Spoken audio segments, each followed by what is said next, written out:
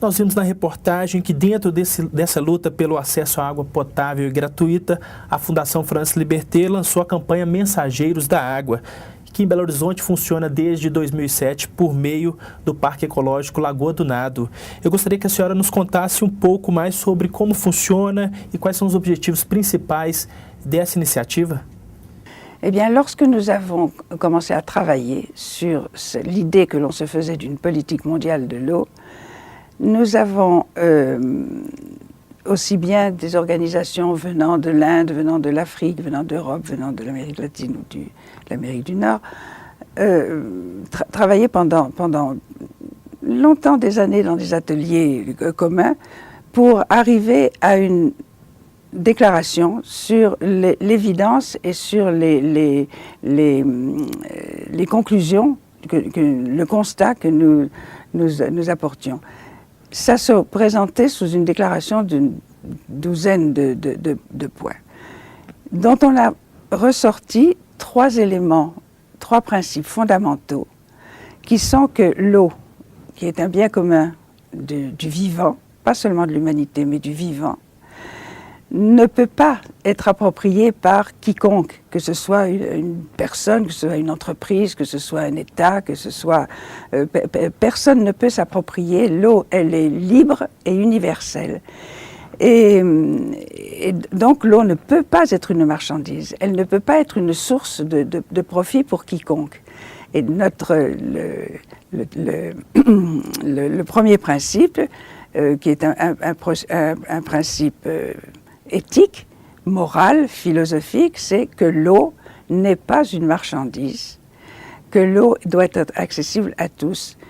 Et le deuxième point, qui est le point écologique, c'est qu'elle doit être rendue à la terre aussi saine que possible pour les générations à venir.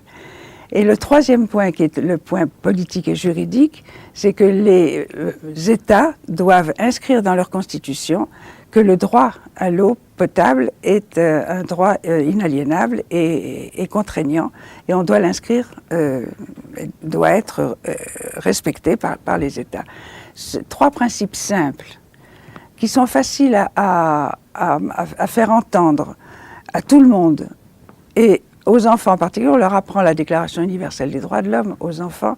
Eh bien, dans cette déclaration, il n'est pas question de l'eau, et ça doit entrer dans le mécanisme de la pensée que l'eau doit être accessible à tous.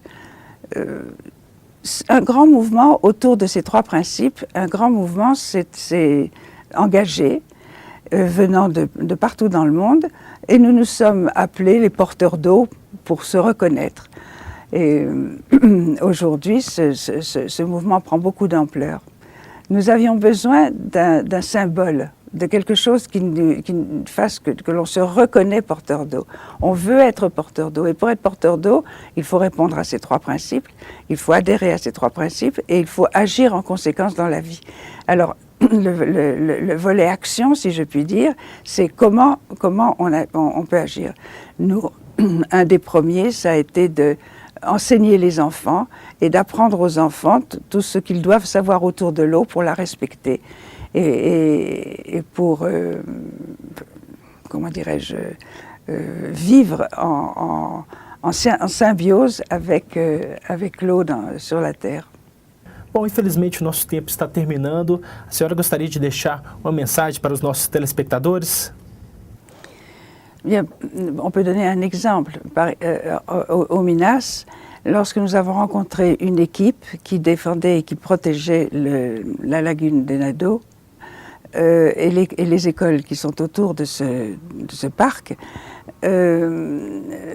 nous avons entamé un travail éducatif auprès des enfants que les institutrices ont préparé, et pour que ces enfants s'engagent et que ce soit un engagement pour eux aussi bien dans leur famille que dans leur entourage.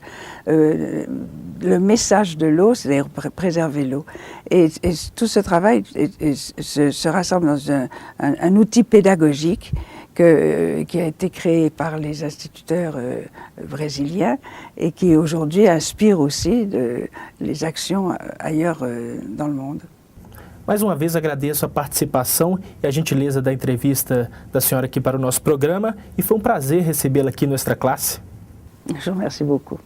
Confira agora as notícias da agenda.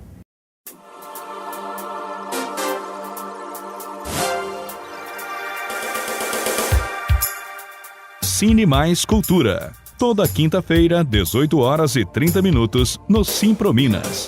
Rua Jaime Gomes, 198, bairro Floresta, Belo Horizonte. Confira a programação completa do mês no site do Simprominas e participe. A entrada é franca.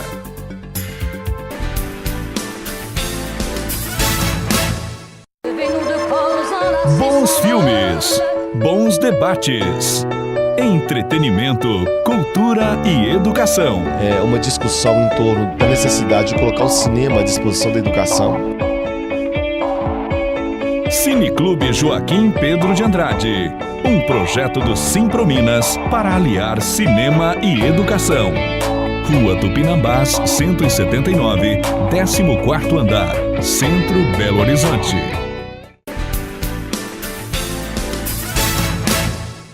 Você confere agora os principais acontecimentos da semana no Simpre em Movimento.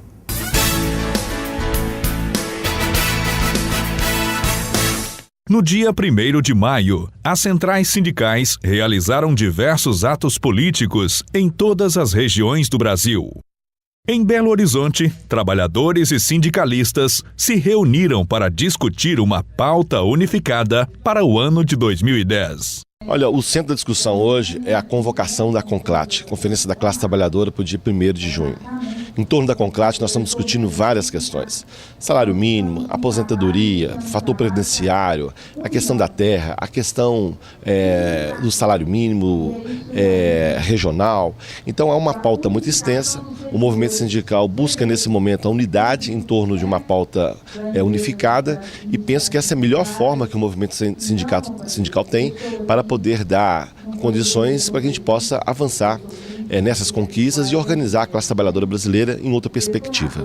A redução da jornada de trabalho de 44 para 40 horas semanais está entre as principais reivindicações dos trabalhadores. Olha, a nossa principal reivindicação no dia 1º de maio, ela é unificada de todos os trabalhadores, professores, metalúrgicos, comerciários, e nós estamos com uma pauta principal, a redução da nossa jornada de trabalho, porque nós achamos que isso abrange todos os trabalhadores. É importante a gente ter um período para ócio, para descanso, para lazer, para leitura, para ficar com a família, e hoje nós vamos comemorar também a nossa unidade aqui em Minas Gerais, porque esse ato é um ato unificado de todas as centrais. Enquanto isso, devido ao descaso do governo estadual, os trabalhadores em educação de Minas Gerais mantêm a greve iniciada em 8 de abril. Nós deflagramos uma greve da rede estadual no dia 8 de abril deste ano. Os pisos salariais em Minas Gerais são inferiores ao salário mínimo, a exemplo de R$ 369, que é um professor de nível médio, e R$ 550 de nível superior. Então é contra esses baixos salários que nós estamos lutando. A greve continua por tempo indeterminado, apesar de uma decisão do Tribunal de Justiça de Minas Gerais, com uma antecipação de tutela, que decidiu por declarar a greve ilegal.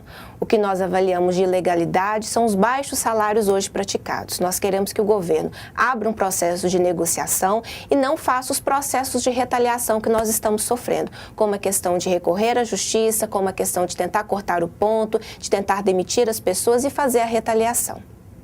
A gente fica por aqui, mas para saber mais sobre o Sindicato dos Professores, é só visitar o nosso site.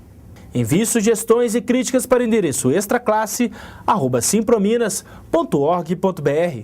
Um grande abraço e até o próximo programa.